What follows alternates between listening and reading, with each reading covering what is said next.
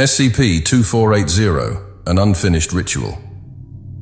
In a remote coastal town in Massachusetts, filled with reclusive locals and an enigmatic religious group dealing with supernatural forces, lies the setting of SCP-2480. This eerie town may remind readers of the setting from H.P. Lovecraft's The Shadow over Innsmouth, but SCP-2480 is its own tale. While it incorporates Lovecraftian elements, it also integrates the unique and unsettling aspects of Sarkicism from the SCP universe. If you're not familiar with Sarkicism, I recommend checking out my video on the subject before proceeding. This story showcases how both the Global Occult Coalition, GOC, and the SCP Foundation struggle to manage a situation that escalates into something far more dangerous than expected.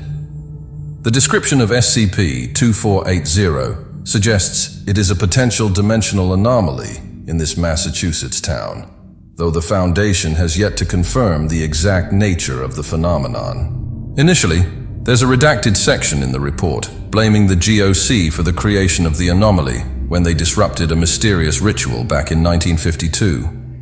However, this claim is no longer fully accepted by the Foundation, and further reading is necessary to uncover what is truly happening here. What is known for sure is that the anomaly is centered around a mansion called Bodfell Manor, once owned by a wealthy industrialist with a fascination for the occult, Cornelius P. Bodfell III, who died in 1952 under suspicious circumstances. A footnote reveals that Bodfell was also referred to as Karcist Sulkisk, indicating that Sarkicism played a significant role in the ritual. In the latter part of his life, Bodfell led a secretive group known as Adetum's Wake, named after the capital city of the Sarkic Empire. The Foundation initially investigated Adetum's Wake in 1932, but dismissed it as just another upper-class social club. This marked the first misstep for the Foundation. In 1952, GOC operatives were dispatched to stop the ritual, but none of them survived the encounter. The Foundation later examined one of their safe houses nearby, where they uncovered burnt documents related to the mission. A partial document described a humanoid figure known as Grand Karcist Ion, the leader of the Sarkic cults. The GOC, however, lacked certainty in their intelligence on Ion. Even their only photograph of him left them unsure whether he was the figure in the foreground or the spectral face in the background. Despite this uncertainty, their mission was to assassinate Grand Karcist Ion, suggesting they had strong reasons to believe he would be present at the ritual site. The Foundation was drawn into the situation after intercepting a distress signal from the GOC, which led them to dispatch an investigation team. Upon arrival, they found 36 bodies scattered throughout Bodfell Manor. 5 of these were GOC operatives who had taken their own lives, while the other 31 were killed through unknown, anomalous means, including disintegration, implosion, and extreme physical alterations. However, Grand Karcist Ion's body was not found among the dead, leading the Foundation to conclude that the GOC had failed in their mission. Further investigation revealed that the mansion was subject to a subtle dimensional anomaly, which distorted room sizes and caused other spatial irregularities.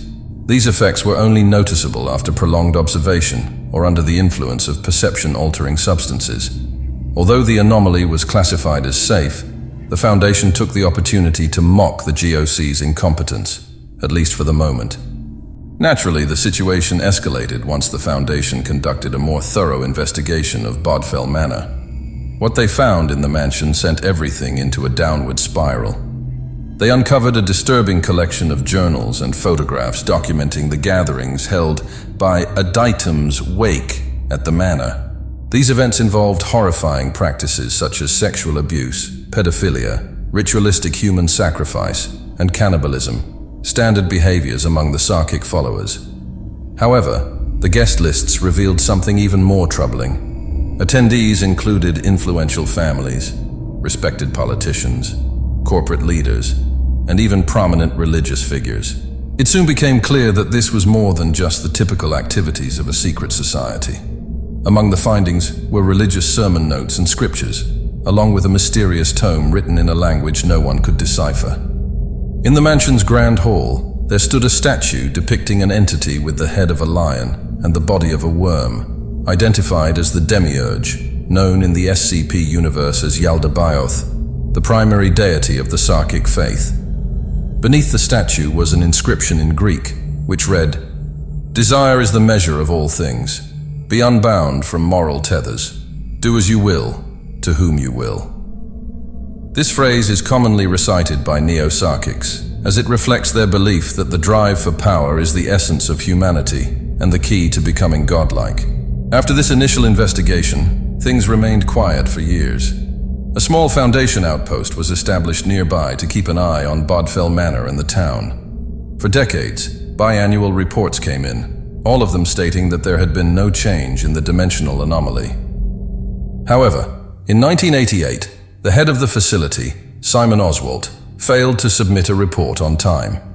Initially, the Foundation suspected a simple clerical error, but when repeated attempts to contact the site were met with silence, they sent 2 agents to investigate. In typical horror story fashion, these agents vanished without a trace. Recognizing that something had gone seriously wrong, the Foundation deployed Mobile Task Force Epsilon 6, known as the Village Idiots, to re-establish contact. The team blended into the town, posing as tourists and new residents, and kept detailed logs of their experiences. 6 days after their arrival, one agent noted an unsettling atmosphere in the town, an indefinable sense of wrongness. He observed a man mowing his lawn at midnight, and another man at the fish market who stared at him without blinking. He also mentioned a strange, pungent smell that wasn't quite fishy or oceanic. 11 days in, another agent complained about his hotel, saying there were people moving around at all hours of the night. The previous evening, he had looked out of his room's peephole only to see a face, which then began slamming against his door repeatedly. 16 days into the mission, one agent acknowledged that Bodfell Manor was their true target, though for some unknown reason, Command was not yet permitting them to enter. In a bizarre encounter, a drunk man asked the agent if she was a federal agent, by which she responded affirmatively. The man then shared eerie stories of monsters lurking in the fog, screaming out secrets, a phenomenon he claimed had been occurring for over 40 years. The next day, the man was found dead, with locals asserting he had drowned, though the agent was skeptical of this explanation. 20 days into the mission, another agent described the town as dreary, always cloaked in rain and fog, with even the trees looking dejected. The townspeople rarely smiled, kept to themselves, and appeared tired and unwell. The agent stumbled upon a group of children huddled in the street, who quickly dispersed as he approached. Upon closer inspection, he discovered they had been eating from the remains of a partially skinned dead dog. By the 30th day, 2 agents explored an abandoned building within the town. Inside, they found various strange symbols scrawled on the walls, as well as a television set from the 1950s or 60s. There was also a set of 4 TV dinner trays with half-eaten meals still sitting on them. They caught a glimpse of someone moving and chased them upstairs, only to find no one there. One agent remarked that it felt as if they were chasing shadows, perhaps even literally. A week later, one of the agents reported that they hadn't heard from a colleague in several days. When they went to the agent's lodging, they found the doors and windows securely locked. The only traces of the missing agent were their fingerprints, and the television was still on, as if the agent had simply vanished into thin air. By the 39th day, another agent documented his experience at a local dive bar. He struck up a conversation with an old fisherman who eventually broke down in tears, recounting how Bodfell had taken 2 of his sisters and a brother. The agent couldn't get a clear response on whether the man was referring to Cornelius Bodfell or the manor itself. The fisherman, seemingly disoriented by the end of the discussion, spoke of the town having a god-shaped hole in it. For those who remember my video on the Hanged King, that phrase may sound familiar. I'll leave it to you to speculate if there's a deeper connection. The final log comes from the 40th day. An agent was having drinks with another agent at the docks, sharing notes from the investigation. The other agent, exhausted and sleep-deprived, mentioned a constant feeling of being followed. His bloodshot eyes revealed his growing anxiety. Without warning, the agent's expression changed, and the air suddenly took on the scent of an impending storm.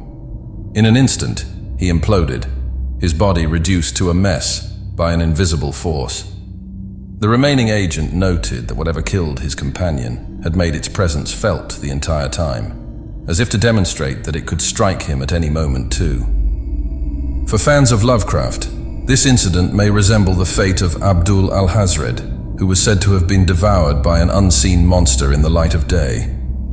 Strangely, a number of locals had witnessed the agent's demise, some of them even smiling, but they carried on as if nothing out of the ordinary had happened.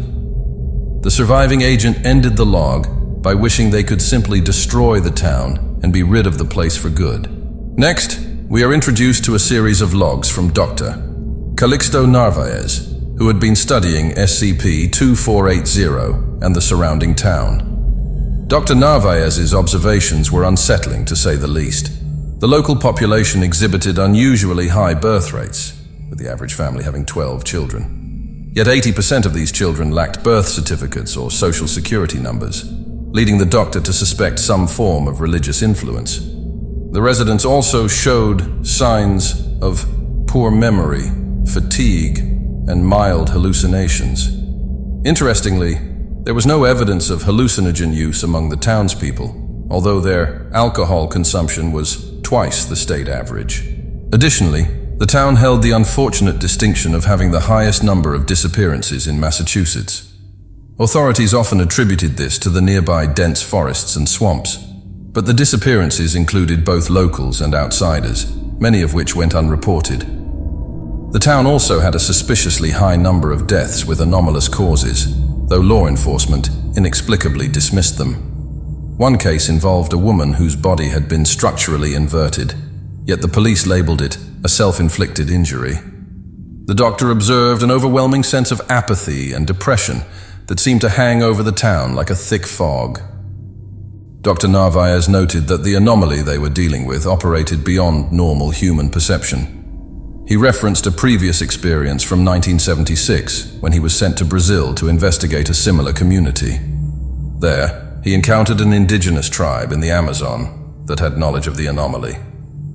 In discussions with the tribe's shaman, he learned they referred to entities that existed just outside the limits of human sight as, "None stand where they do." The shaman explained that these beings were responsible for an affliction they called soul sickness, which they believed was caused by colonizers who had harmed the natural world. The shaman provided Dr. Narvaez with a plant-based mixture containing N,N-dimethyltryptamine or DMT, a powerful hallucinogen. After consuming it, the doctor experienced the world as the tribe saw it, but dismissed his vision as nothing more than a hallucination. Nevertheless, Dr. Narvaez went on to suggest that DMT could potentially expand one's perception, allowing them to perceive reality as it truly is. He subsequently requested permission to use DMT to further study SCP-2480, and his request was granted.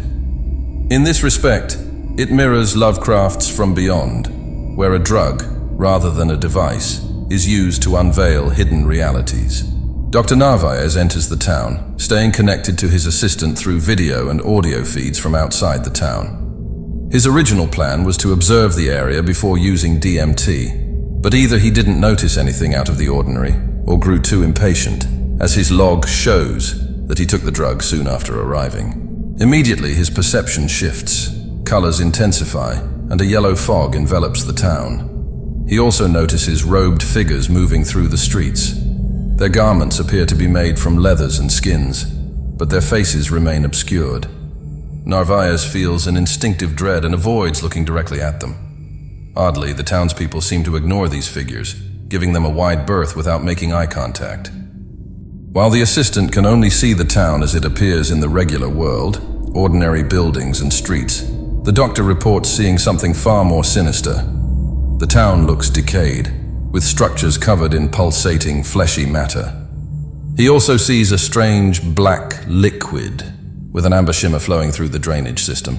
Where a church should be, there stands a black ziggurat, though the assistant is unable to see this. Several of the robed figures kneel before the ziggurat in what appears to be worship, and Dr. Narvaez also observes a particularly tall figure holding strange creatures by a leash made from what looks like intestines. The creatures move erratically, showing off their pale, muscular flesh and rows of needle-like teeth. Meanwhile, the assistant reports seeing a teacher with students, some of whom are bullying another. What Narvaez sees, however, is far more gruesome. The creatures savagely attacking the runt of their group, tearing into it with sharp talons. Narvaez also notes massive spires made of organic material towering over the town, yet he knows he needs tangible proof of this hidden reality. He returns to the location where he saw the black liquid and fills a bottle with it as the effects of the DMT begin to wear off. Though the bottle looks empty, he can feel the weight of the liquid. He ends his log by recalling seeing black banners with a yellow spiral symbol, a pattern he vaguely remembers but cannot place. Once he's removed from the town, the liquid becomes visible, and the Foundation's analysis identifies it as a semi-gelatinous substance containing structures similar to mitochondria and high levels of unidentified fatty acids. Essentially, they have no idea what it is. Narvaez later returns to the town for a deeper investigation, this time accompanied by 2 MTF operatives. They re-enter the house where an agent had previously disappeared, and once again, Narvaez takes DMT. As the drug takes effect, the house transforms, its walls now covered in blood and filth. The experience, as described by Narvaez, is as repulsive as he imagines biting into a decaying tumor would feel. Above the couch, he sees writing scrawled on the wall. He is dreaming war aditum will rise, accompanied by symbols he can't decipher. As they continue to explore, the doctor spots a large spiral painted on one wall. When he approaches, the wall disappears, leaving the spiral floating in midair, revealing a staircase hidden behind it. The assistant, viewing the scene remotely, informs Narvaez that he had just walked into a wall, and the camera had gone black. However, Narvaez knows that what he experienced was not a hallucination, but a manipulation of human perception. The 2 agents close their eyes, walk through the wall, and join him as they descend the staircase. At this point, contact with the assistant is lost, and their GPS signals fail. The walls of the tunnel begin to ooze a sap-like substance. The group ventures deeper into the tunnels, navigating branching paths, until they come upon a decaying wooden door. Passing through it, they find themselves outside, in a field on the opposite side of town. The thick yellow fog blankets the area once more, and Narvaez takes another dose of DMT. The remaining details come from a later entry, as disaster struck shortly after this. Narvaez described seeing a hulking humanoid figure emerging from the fog, standing over 4 meters, 13 feet, tall. The creature had pale, sagging flesh, a massive mouth filled with sharp teeth and 3 fingers on each hand. Its face lacked eyes, ears, or nostrils, and its hands and mouth were smeared with blood. A footnote in the log suggests that this being was one of many similar creatures, now known by MTF units as behemoths.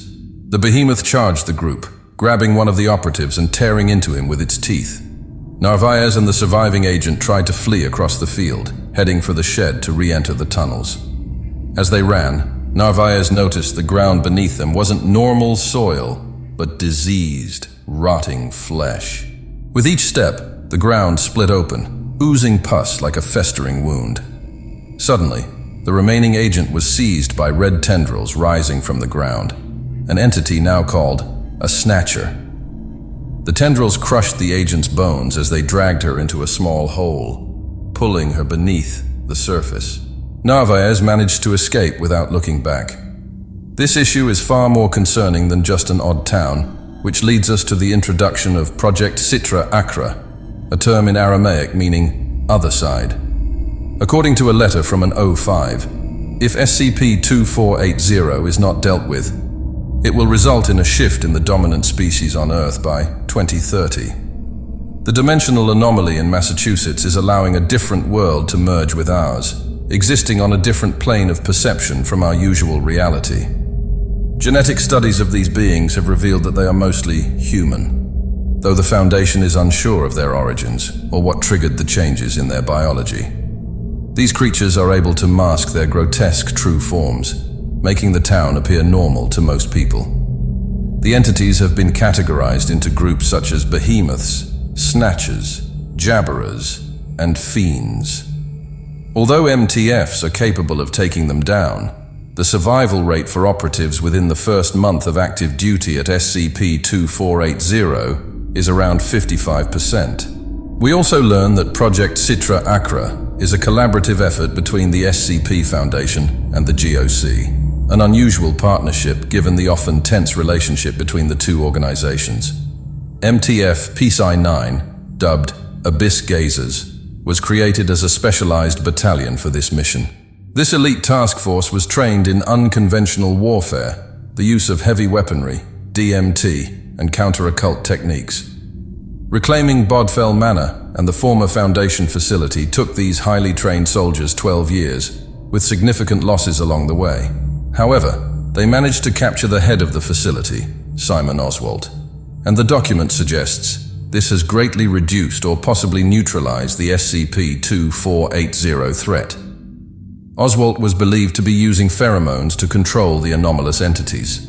Upon conducting a vivisection on Oswald, it was discovered that he lacked all internal organs, except for his brain, lungs, and heart, and his pineal gland had grown to 8 times its normal size, which might be a nod to From Beyond.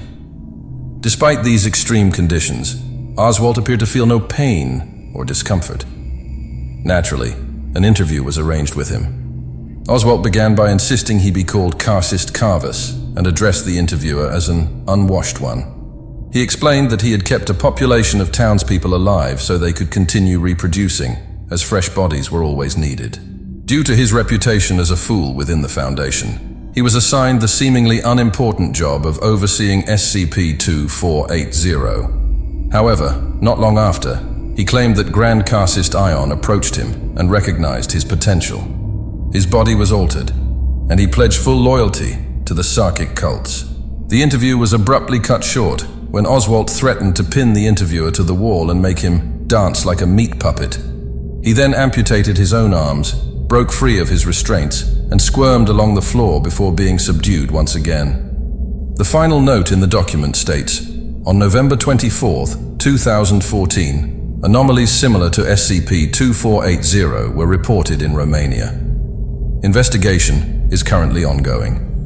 True to its Lovecraftian roots, there's much about SCP-2480 that remains a mystery, but it's clear that it poses a significant and growing danger. While the document suggests that the entities were no longer a threat once Oswald was captured, it's important to note that the dimensional anomaly itself predates his betrayal. Even more concerning is that similar dimensional anomalies have begun to emerge in other parts of the world, signaling a potentially global crisis. Sarkicism's greatest known threat may have been SCP-610, the Red Death, but it's evident they have far more capabilities than initially suspected. Given that it took 12 years for a specialized team to reclaim just one site, the Foundation may face an immense challenge in containing these anomalies moving forward. The story of Sarkicism is far from over, and it's unclear if there will ever be a decisive conclusion, or if it will continue to evolve indefinitely. In any case, SCP-2480 presents a fascinating modern interpretation of Lovecraftian horror, seamlessly integrated with the vast resources and responsibilities of the SCP Foundation and the ever-present dangers they must confront.